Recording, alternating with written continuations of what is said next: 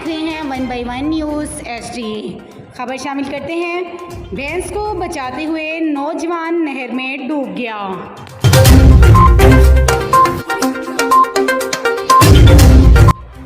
तफसीलात के मुताबिक फिरोज वटवा कादराबाद ब्लॉक की लिंक कैनाल बिकेके में नौजवान भैंस को बचाते नहर में डूब गया। रेस्क्यू 1122 फिरोज वटवा की गोताखोर टीम मौके पर पहुंचकर नौजवान को तलाश कर रही है।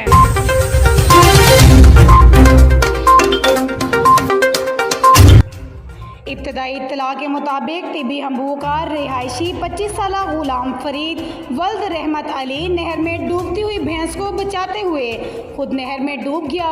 रेस्क्यू गोताखोर टीम ने भैंस को निकालकर मालिक के हवाले कर दिया, जबकि नौजवान की तलाश अभी जारी है।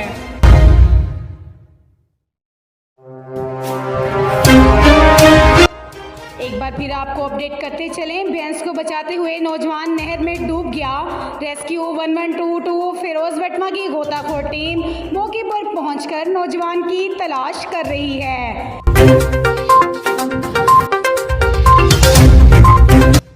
मज़ीद ऐसी खबरों से बाखबर रहने के लिए देखते रहिएगा चैनल 1 बाई 1 न्यूज़ HD।